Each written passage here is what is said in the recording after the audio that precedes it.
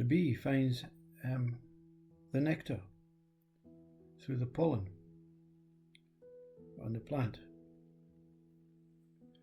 But does the bee itself have nectar within it?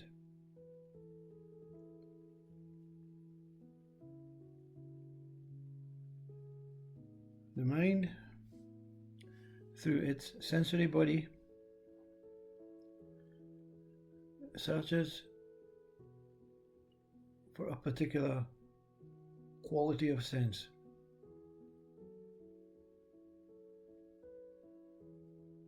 The soul also searching for a particular quality of sense.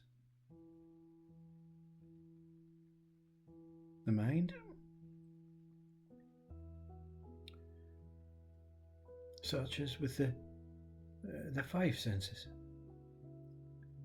It searches for that beautiful pictorial perfection of what it can feel truly connected to.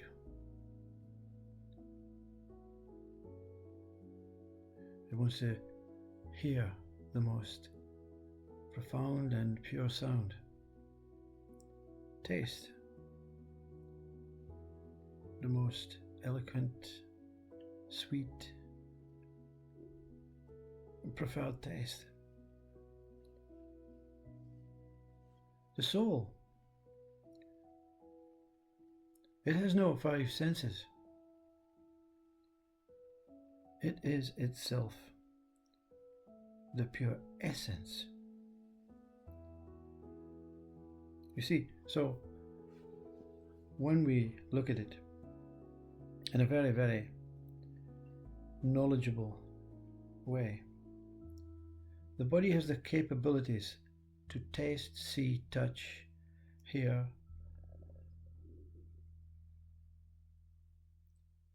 feel, connect with, listen to. And what it does, it searches for that what it knows. The body knows the smell of the plant. The body knows the breeze of the wind. The body knows the sound of that song thrush, the deeper sound. It knows the sound of the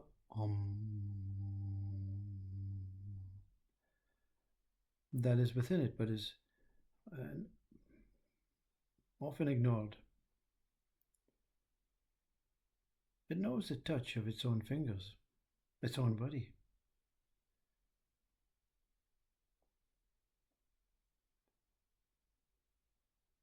It knows when it speaks the truth.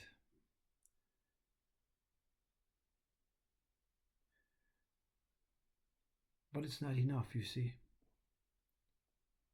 The whole problem with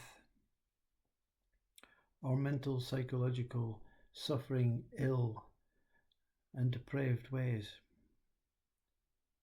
is we've created an idea that it's not enough. Nature is not enough. There's something more. There's something more that the body needs to discover, sensory, to satisfy its desire. And this is true. This is nature.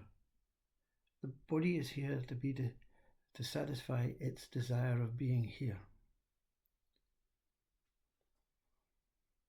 So you say, what's wrong then? There's nothing wrong. But it's the confusion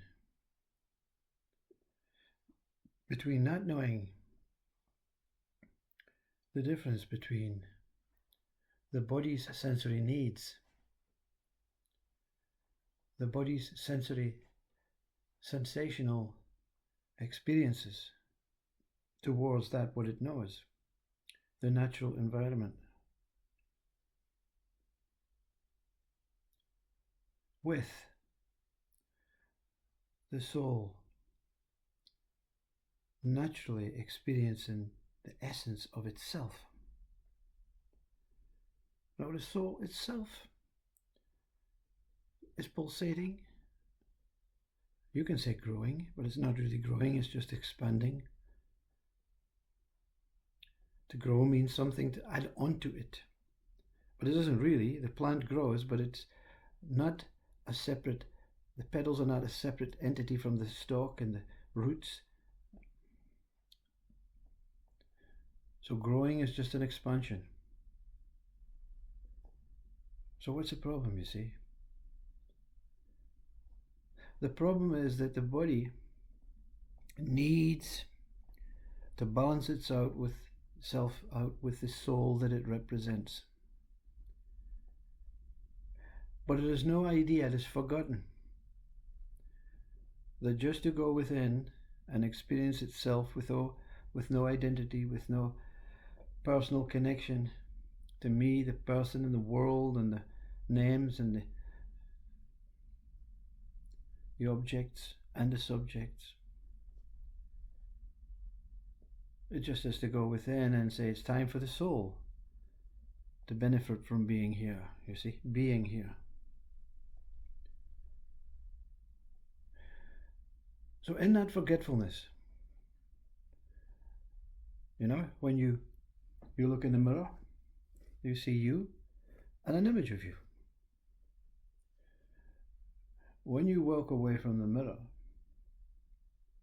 you don't continue to memorize the reflection that was seen. You walk away from the reflection. And you think you are the main one, and the reflection is just a reflection. So you forget about the reflection. Of course, this is normal in our everyday life. I don't want to go to work and remember myself in the mirror. You're not remembering the image, you're remembering the one in the mirror is part of yourself. You cannot know yourself without the mirror. You cannot see yourself without the mirror or the reflection in the lake.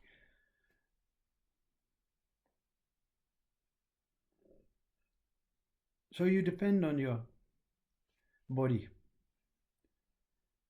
When the soul is striving to be recognized, that shadow that you imagine is secondary.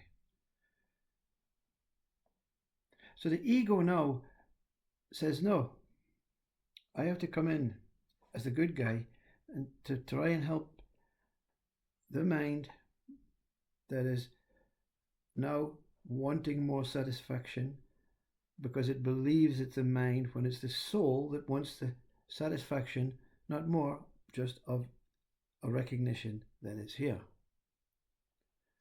So the ego comes in to explain that. But the ego is easily manipulated, very easily manipulated. In a good way and in a bad way. But of course, the ego doesn't understand good and bad. It makes meanings out of good and bad to try and help it restore itself and forget about that it's not capable. It wants to be capable. It wants to be there to explain to the body. Stop trying to invent more senses. You see? More senses than what is adequate. It wants a higher sense of the flower. It wants a higher sense. So we make things, oils, candles, we make things to try and enhance that what is natural.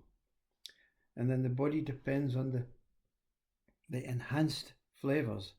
Walks past the flowers into the house to smell the rose oil. Walks past the roses. So I want to smell the rose oil. I want it near me. I want it everywhere. I want it now.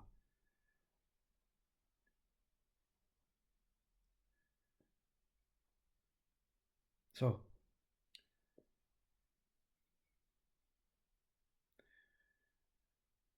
it's very simple.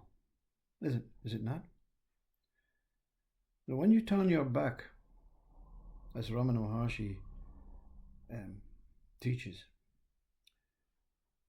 to say to the oils, not this, to say that an extra sensory heightened senses that the mind is trying to create to satisfy what the soul is in the background shouting for.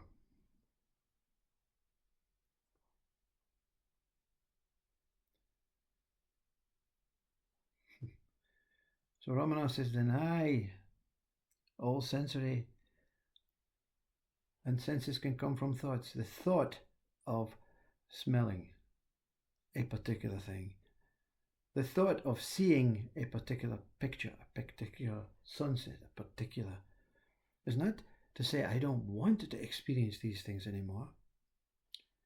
For a period of time, I'm denying that they are important. They don't exist. Not this, natty, natty, whatever it is, not this, not this. So the soul can come through. And then you have the soul superseding. So you become the ignorant of what we call the natural world, even the flowers, even the sunrise. What the mind is made up is not just oils, it's made up images, paintings, photographs. And we start celebrating the game station as images to satisfy the body's now no longer important, no longer relationship between the landscape, the natural landscape image. No, it has to be on a game station, a television screen, a cinema, and I want more, and I want it better. I want it virtual. I want it three-dimensional. I want it fourth dimensional. I want it fifth dimensional. But all the time, the body is replicating the soul, saying, what about me? If I was allowed to come through for one moment, to understand the essence of pure life, of pure being, we can resort back to that simplistic way. We don't have to rely on these images, this media, this secondary sensory heightened ways of trying to satisfy or pacify the soul's needs. See, when you experience the essence, you experience your soul. And when you experience your soul, you experience the essential need to be alive. Because without the body, that you're kind of half denying, but it's in the learning that the body is not only a vessel to satisfy its sensational needs, it's not only here to satisfy the mind sensational needs, it's here to satisfy the soul in its essence of being here.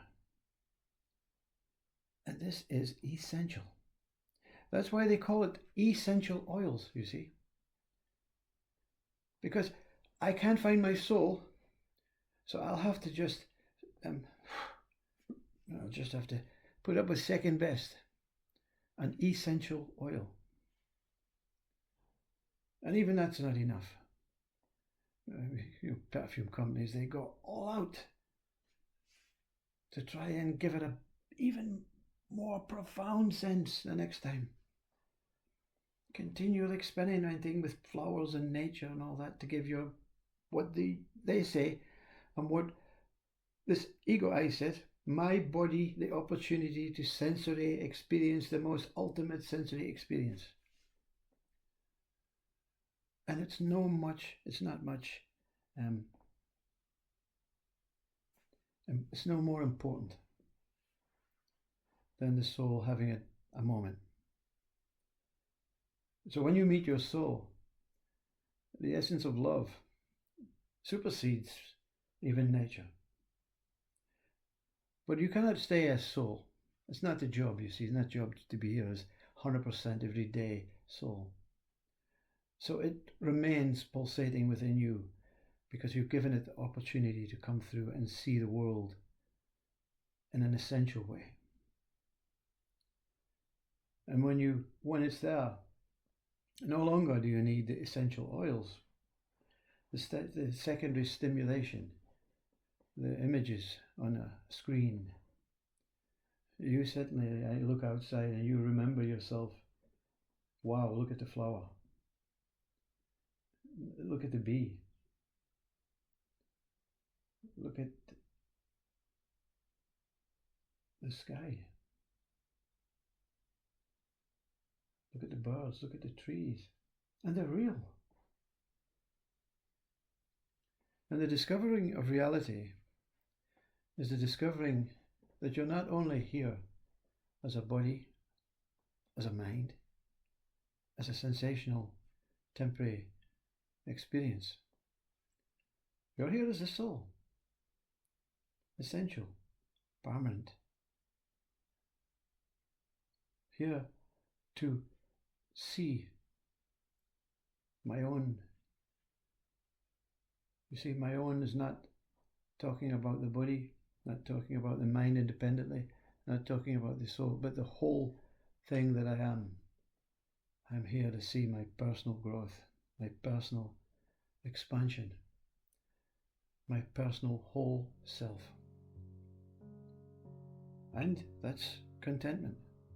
Job done. Knows the value of the essential oils, chooses to ignore.